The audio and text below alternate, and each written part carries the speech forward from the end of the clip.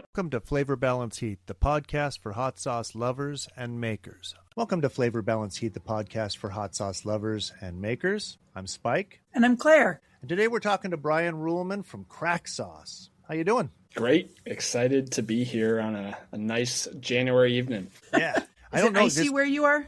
It did a nice proper thaw, but I did look at the wind chill tomorrow and it's like 2. So it was a nice little break of some melting. I appreciate that in the depths of winter, but back to winter tomorrow. Our thaw froze today, and so when I was picking up my kids from daycare, it was a little sidle along the sidewalk, just black ice, fun. Yeah. I love it though. Like I just like appreciate the seasons, and it just you get that tough skin from the seasons. Being in Moscow, Idaho, we usually it's single digits or low, down into the zeros. Last year we had a stretch to 16 below. And today was 47. Wow. I'm a little worried about that. Yeah. But I mean, that's where like, things start thinking it's spring. Things start blooming. We had a few 2-3 years ago, we had a bloom, like an early bloom for like the apple trees, and then a late frost that just destroyed a bunch of our orchards. Yeah. All the stone fruit in the area I'm concerned with. Like last year we had the freeze, but I'm betting we're going to get hit in February. And that's what took out a lot of the stone fruit last year. That's right. So that's right. Fun. I'm really concerned about it. Yeah. So, Brian, tell us your hot sauce history and how you got started with Craic Sauce. Yeah, sure. So it really started a year after college. I went to school out in Western Mass and was obsessed with, I grew up in the Boston area and diehard Red Sox fan. So when the Red Sox won the World Series in 2004, I was like, I want to be Theo Epstein, the GM of the Red Sox. I did a sport management program at UMass Amherst. I went to UMass. Oh, hell yeah. Nice. I love that. Yeah. It's a big school. So like a lot of people are like, oh, do you know so-and-so here? But it's a great network of alumni and really enjoyed my time out there. When were you there? I was there in 2007 to 2012. Oh, really? We had some crossover then. So I was 2009 to 2013. Awesome. Yeah, that's great. That's awesome. Yeah, that snowstorm on Halloween. Actually, I wasn't there. I was in Ireland for a study abroad. But I always hear stories about that night at Halloween. There's like a huge ice storm, and Western Mass lost power for like a whole week. And I hear stories about that. We shouldn't go down this rabbit hole too long, but there was the microburst and tornado. Yes.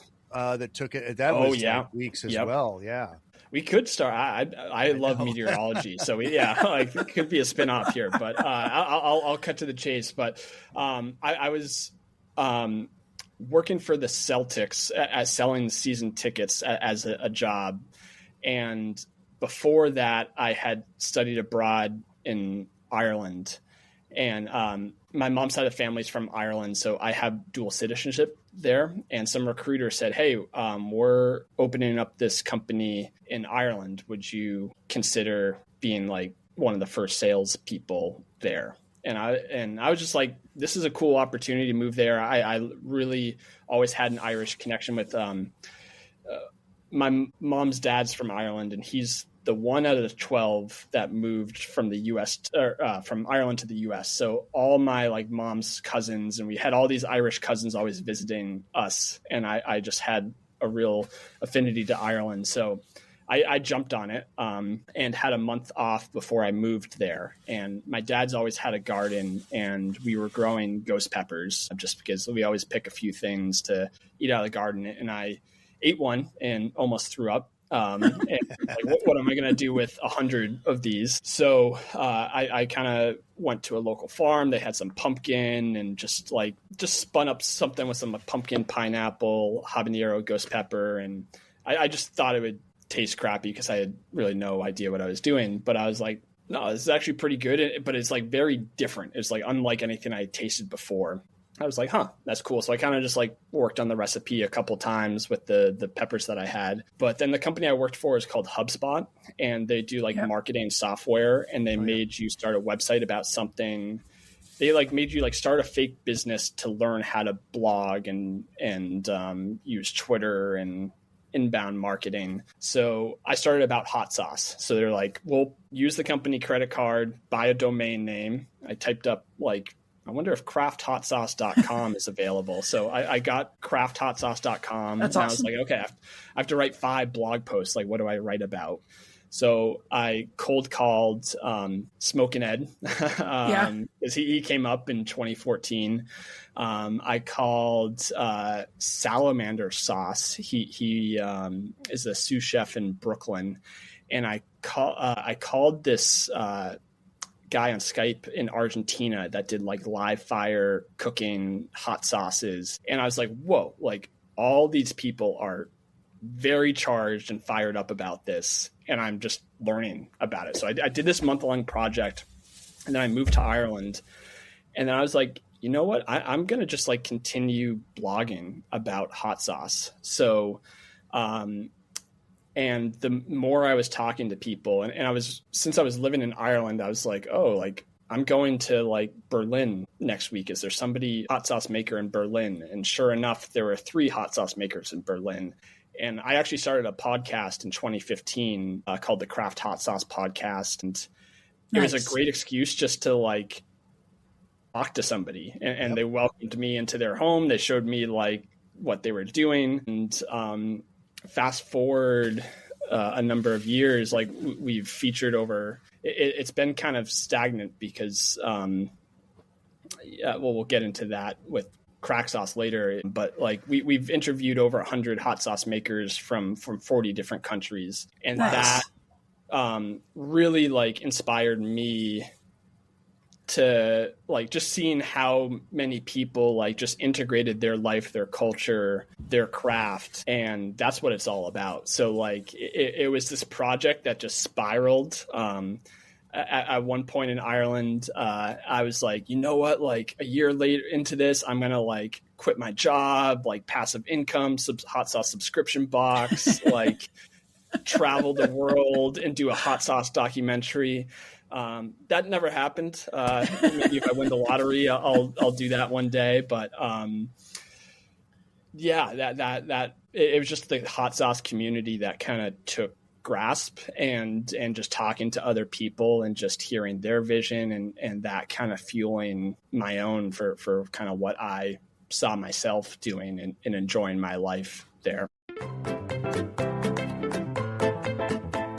I'm Claire George. I own Butterfly Bakery of Vermont. We make hot sauce, mustard, cookies, and granola, and 100% of our products are made with Vermont ingredients. The thing that I hear most often from people is that my hot sauce tastes like the peppers that are in it. We do really simple recipes that don't get too crazy and nitpicky, just to really accentuate the flavor of the peppers that are in there.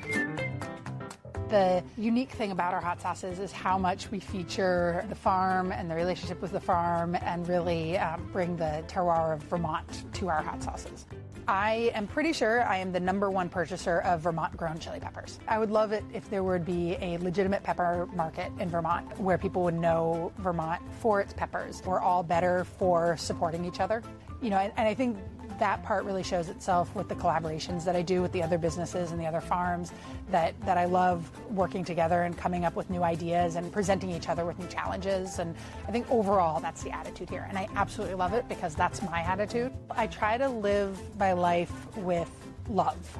The ingredients that I use, I would say that my values are reflected in that, that I use ingredients that, again, feel good, feel loving, feel supportive. The relationship with the farmer was how it all began. If I changed the reason for it being. If I went out and bought some commodity peppers, it might not be as good.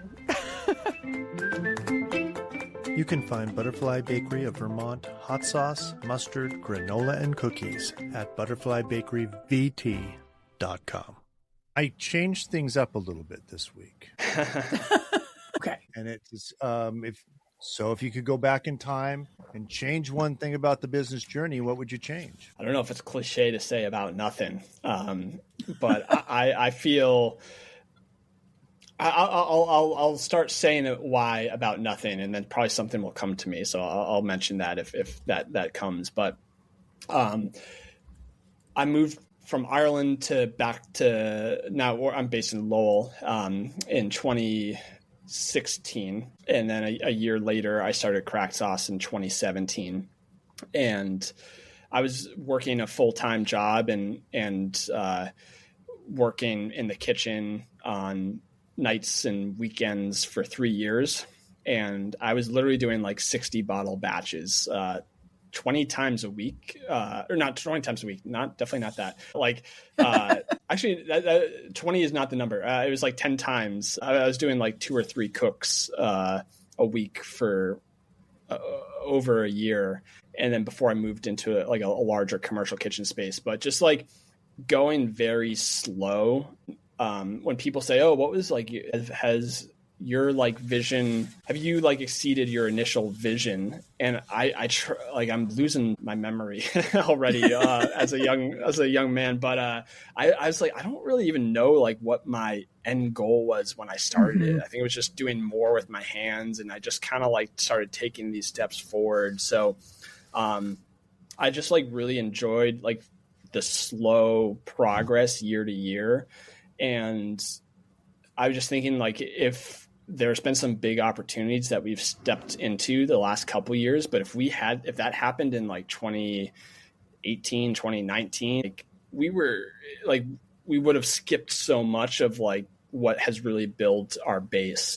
I think one thing that I would look back on a little bit is I worked with a kind of formalized. I had a CEO coach or really more of a mentor and somebody that just has really helped me practice decision making and really thinking about my actions and also my long-term goals and visions. So the more I've kind of put thought into and worked on myself as a business owner, that's really paid off. So I think if I could answer one thing, I guess it would be kind of investing in yourself earlier into the business, whether that be coaching or even wellness, and just I've really burned myself, kind of worked around the clock for months and months, and it's not the most beneficial way to kind of go through things, but we have our journey, and I've enjoyed it through and through. I feel like there's a certain amount of at the beginning of your business journey, you just kind of have to do that. And there is a point where you have to move beyond that, that you're just doing everything 24/7, all the things. You can't give up on any of them because you have to do all of them. You don't know which thing is going to be the thing that makes all the difference. And then there is a point where you have to step back and you have to be working on the businesses more than in the business. And you need to, be more strategic and be more, abandon the things that aren't working and focus on the things that are, and take a break and touch the grass. Absolutely. And all of that. Yeah. I was just reflecting on that the other day, just there was this one time where I was just literally had a backpack in Boston, and I was just walking around, Noah Khan was playing outside of Fenway, he was warming up. And I was just I was wondering, wondering if I could get connected to Noah Khan right here. And then there was a sausage, somebody doing sausages, and I just started hustling him. And then he was just come back here tomorrow and I'm going to buy 2 gallons. So I was I had no reason to be in Boston the next day. And I showed up, and then he was haggling with me my price. And I was just what the fuck? We just set this price, and I came, but it was just there was this relationship, and I thought this could be the big thing, and it wasn't. Yeah. But it was just it's you don't know what's going to hit, and it's important. Like, that's a story that I'll always have. But at the same time now, I'm just like, I'm thinking as like, I could totally burn myself out and do a crazy task, but I should say no to that too. So there's kind of the flip side to that as well. I've realized that there is no big thing. There's no like lightning bolts. I've had so many of those where you think this is going to catapult you forward, and all it is just one customer at a time gaining. It just doesn't work. It's the relationships. Like, I feel like the relationships, you can't fake those, and those take time to develop, and they're strong and authentic when you invest in them. Well, and I think there are, when you look back historically, there are turning points. You can say like, this moment shifted things for me, but they're not usually like, oh, that big obvious thing. You're not going to have, it's not going to be like, oh, I got on Hot Ones and that changed my trajectory. It's going to be like, oh, I had this one conversation with this one random dude waiting outside a bathroom, and that changed my trajectory. And it's, and you don't know that it changed your trajectory for a while. It's not, you don't come out of that conversation being like, everything's different now. It'll be like 6 months later, you'll be like, wow, things are different now. That's where I'm at right now. Because I had, I had the thing with Alton Brown, and I remember thinking, this is it. It's the big time. And, we made progress from that, and it was really nice.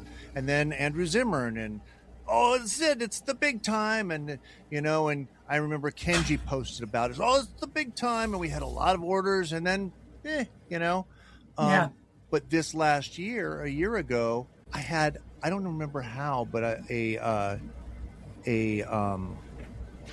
psychic said something to me, and I don't go after those people. They just said something to me online, of all things, and said, don't stop your creativity this year. And I was like, I don't believe in any of this stuff, but okay. And so that's I don't think I've ever told anybody that. That's the germ for, we've had a new sauce every week for almost a year now. What? Wow. Yeah, and it's been, some of them have been repeats that are premiums that we brought back, but it's been, I think we're in the 60s, with revolving sauces, and it's going up and up and up, and it's not stopping. And I'm okay with that. I'm putting together a business plan that accommodates for that, and it's totally changed everything. Nice. Hell yeah. It's crazy. I don't even know how to, but I feel very confident in the direction we're going. Well, and Spike, I'm a bad friend because I know you sent me 12 hot sauces, and I've opened the box and they are sitting on my desk, and I have not taken a single one out. And every time I'm like, oh, I got to take those out. I got to look at them. And it's like, I feel like since everybody came back to the office after the holidays, it's been like nonstop every day, and not holidays nonstop, but all the wrapping up the year end stuff and making sure that everything is in place for the forward year. And then I look at the time and I go, oh crap, I got to pick up my kids from daycare and not slip on the ice.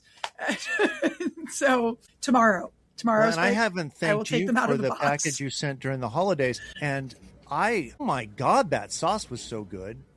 Thank you. Which it was the smoked. The rum barrel fermented smoked jalapeno. Yes. Oh my God. Yeah. Oh, I can't believe I've never sent you that before. No, you might have. I've had so many. It could have been from the very beginning, but wow. So sorry, we just took over the whole podcast.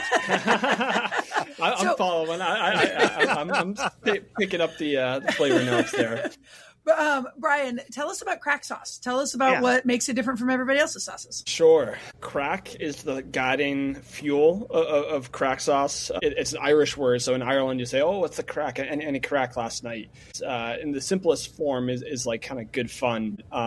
Deeper than that is really the camaraderie and just positive energy that you bring to yourself and to people. And that early was like our guiding light, and as a result we've just been really focused on community, doing stuff with our hands, and doing, we don't grow all the produce ourselves, but we are like a seed to sauce operation in some sense, where we have a half-acre farm plot. So we have that in Lowell in partnership with Mill City Grows, which is an urban agriculture nonprofit that educates the community about urban farming. And we then go to schools and talk to kids about, and also people that are volunteer in the community about farming. So we feel very fortunate to have a lot of community partners in that we're able to farm, cook, and then go out to events. Our two sauces that we came out with, the Golden Pumpkin and 40 Shades of Green Chili.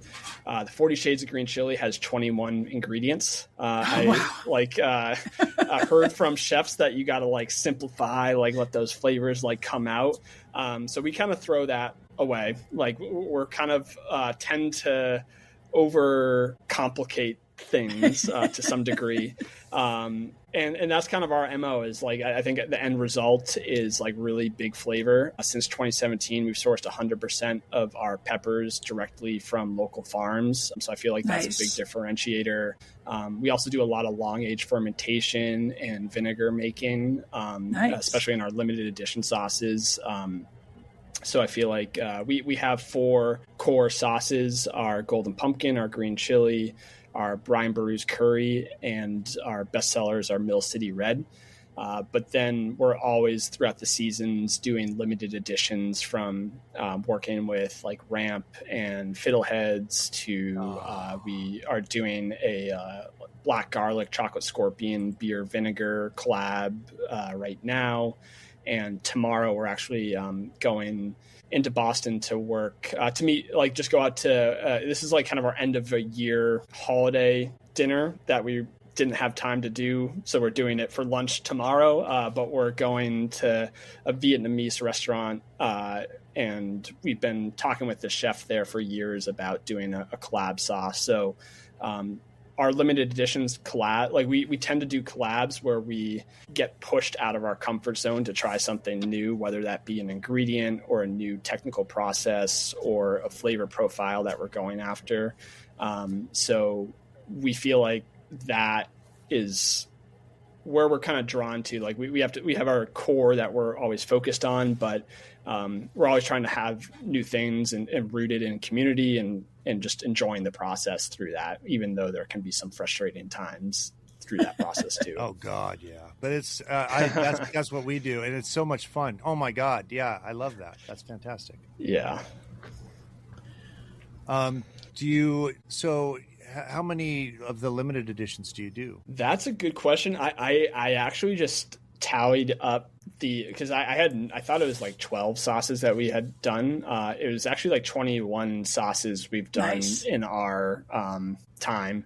And yeah, like we found out, we did some holiday markets and we had like 8 sauces, and because it was just like had the harvest season and then we cooked them all and then brought them out to markets. And I found out I was like totally overwhelming people with like 10, 11 sauces that we had out.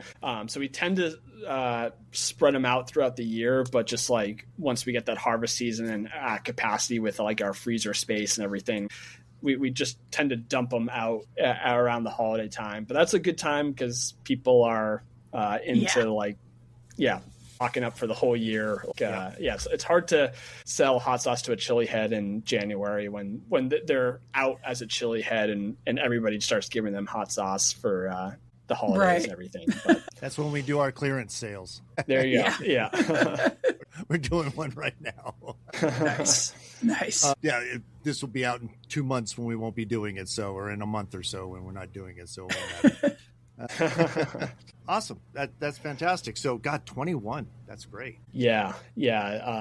We've had some ones that just, we tend to do our limited editions that are more like niche, like not for everybody. We do this, we grow a lot of ahi peppers. And when I started growing them, I just like could not believe that the ahi mango literally tastes like mango, and limon is so lemony. So we just went all out in the fruit direction. and made a berry wine vinegar and added some extra stone fruit. So it's like very sweet. And then the fiddlehead is like very allium, garlicky, earthy. So it's just like our limited editions are like, they're like for 5% of the people, but like those 5% freaking love them and are like hounding us like the next time they're going to make it. So that's another thing we do with our limiteds is like they're not for everybody, which is fine. So you're talking about like aji amarillo, yellow? Yep.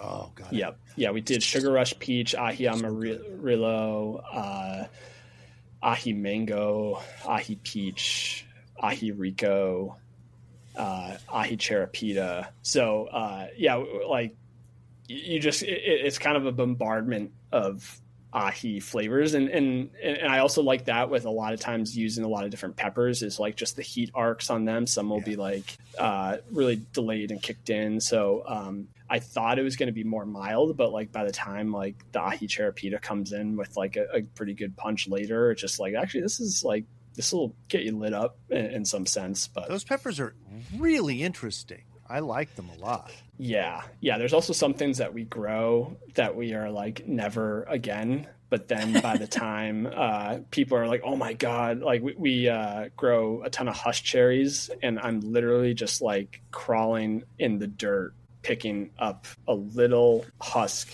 and it's half the fruit is half the size of the husk. And it's just like, what am I like charging for like this? It's like, but it's like, I don't know, it's for the love. So like we've did farming. People are like, are you going to like become a farm? And I'm just like, no, like we are not, I wouldn't say we've earned our farmer stripes yet. And I don't think we ever will, like just the scale and the hard work that I've seen local farms. So we love partnering with them just because it's like, I think it's so important to support local agriculture. And it's just, just seeing what they do on a scale of even 2 acres, but up to 40, 100, like, and those are like, I see those as like, oh my God, they're massive. Like you can order like 1,000 pounds of cayenne pepper and they don't even blink, but just like they are tiny compared. So it's just like, there's so much of the hot sauce journey, but also the business journey. It's just like, you think you know a scale and then you step into something else. And it's just like, there's so many just mind blowing experiences and realizations through that. Flavor Balance Heat, the podcast for hot sauce lovers and makers, is brought to you by Irish Spike's unique hot sauces and Vandal pepper sauces. I'm Spike, the owner and executive saucier. Our sauces are handmade in the Pacific Northwest using the best possible ingredient. We believe that hot sauce equates to a balance of sensational heat coupled with a robust and complex flavor profile. Live your hottest life with Irish Spikes. Irish Spike's unique hot sauces and Vandal pepper sauces are available at saucecult.com. Yeah. That's fantastic. Well, I don't know. You're up, Spike. Yeah, I am up, aren't I? Do you have any hot sauce hot takes? Things that everybody else is on board with, but you might not be? Something that I really appreciate our customers. That's my like disclaimer. But sometimes like I'm at a farmer's market and somebody was like, oh, like here's this hot sauce. You got to try it. And it's just like, and I'm just like, oh yeah. I'm like, thank you so much. Like I play the part. I'm just like, thank you so much. But it's just like a hot sauce. I don't know. It's just like, I don't know, like half the second ingredient is sugar, and it's just vinegar, pepper, sugar, pineapple. And it's like, what am I going to do with this now? Like I could just literally cause I have so much hot sauce, and then from Kraft hot sauce before, like we're not really selling hot sauce, people's hot sauce anymore, but it's just like, I just have so much hot sauce, and just like, I appreciate the gesture, but I don't really want, like, I don't know. Yeah. I'll take your hot sauces because like I know I appreciate like good Kraft, and I do buy other Kraft hot sauces, but I just feel like sometimes when you're identified as a hot sauce person, you just get bombarded with hot sauce, and it just like goes in the basement where I am now. And then my wife is like, clear out. The fridge is gone. The basement's gone. Like, you're not going into the attic now. So it's just stuff like that. When are you going to clean that out is what I hear often. Yeah, we amass so much hot sauce from the podcast, from other people, I love it all, but like there's just only so much time in a day that one can consume hot sauce. And and there's also there's bad hot sauces out there too. Yeah. The hot sauce gift packs from from Aldi's or whatever. Yeah. And just not in just that, but when you have so many hot sauces, it's like, oh, I'm eating a rice bowl. I don't really want, as much as I absolutely love, this is the sauce I promoted I did it for our hot sauce hot take last week, or the shout out hot sauce shout out last week. The green Moroccan, yeah. I put it on a rice bowl. I might not put it on something else. I might, whatever I decide I want, it might not fit that mold. And so I got to go find a different one. And then I'm on that one for a little while. Now there's this other one. And you end up with so much. It's, well, and then also like sometimes hot sauce just tastes like work. Yeah. like, oh, I had hot sauce this morning before I ate breakfast because I had to. I don't feel like having hot sauce right now. Do you feel like your hot? Oh, go ahead. Do you feel like your hot sauce flow changes throughout the year? Like, do you go a little like hotter in the winter, or like soups and stews, or? For me, it's not. I don't think it's specifically seasonal. I just am like more into it sometimes than other times. Like right now, for the last like 4 days, don't know why I've been getting heartburn every afternoon. Why? No idea. I can't figure out what's doing it. And like, yeah, I'm not going to add hot sauce on top of that. But then other times I'm like, I'm golden. I'm going to have some super hot. I'm just, So yeah, it's weird for me. It's my heat level at least, and my flavors depend on because I've made so many hot sauces. It depends on what flavors I'm dealing with, and so I kind of want to go towards those flavors. You were mentioning that you don't want to do the cherry that you grew, and immediately reminded me of we did a bitter melon mango, which is a delicious sauce, but I don't ever want to have to work with bitter melon again. It just was such a difficult ingredient to deal with. I'm trying to remember if there was any ingredient that I was like, oh hell no. Actually, so it's not a no, hell no, I'll do it, but it's only very rarely is corn. It's just such a pain in the butt to take it off the cob. And like, I know there's machinery for that, but like, I don't want to go buy machinery for that. I just don't want to take it off the cob. We did our first corn hot sauce, or I wouldn't say it's a corn hot sauce. It was we do a Sungold tomato sauce, like a tomato sauce. And my aunt was like, you guys should make a Sungold hot sauce. And I was like, yep. And my favorite thing to do with the Sungold sauce is like have some grilled zucchini and sweet corn. So we just put the sweet corn into it. But I think we did 2 bushels of sweet corn. Yeah, that's a lot. That is a lot. We only needed 1. So I actually did have like 15 pounds of sweet corn in my freezer, which isn't the worst thing to have. All the work was done. We made a corn sauce finally.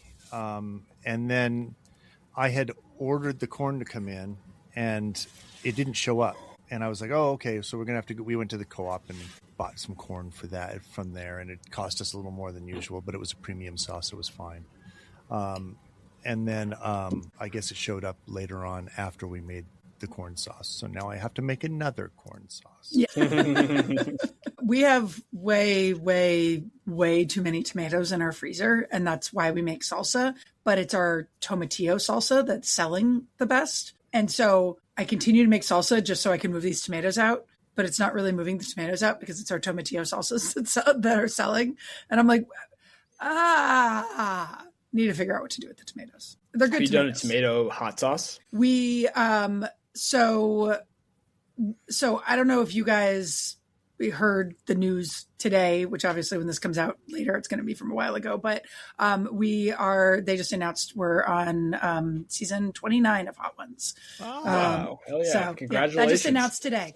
But it's a smoked serrano squash reaper X with pepper X. And and it's got tomatoes in it. And it was in part of the reason we added tomatoes was just like, got to use up some of those tomatoes. And so that should do it. Right. And I mean, it's not a ton of tomatoes, but it's inspired by our smoked onion. And everybody always thinks our smoked onion has tomatoes because it has such an umami in there. Yeah. And so we're like, let's just throw the tomatoes in. It'll be great. So it's really good.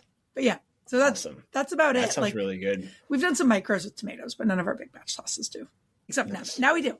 And it's got serranos, which we also have too many of. So well, and you did the last one had tomatoes. You're right. Hot House did have tomatoes in it. Yeah. Well, and then this is the funny thing is we're making all these sauces that have serranos and we're making all these sauces that have tomatoes so that, and especially for like hot ones so that we can just like move them out. But it means that once we actually in 10 billion years, when we run through all of our red serranos and our tomatoes, we're then going to have to go buy more because now these are popular sauces. So yeah. Industry. This has been a Spike Mine Media production.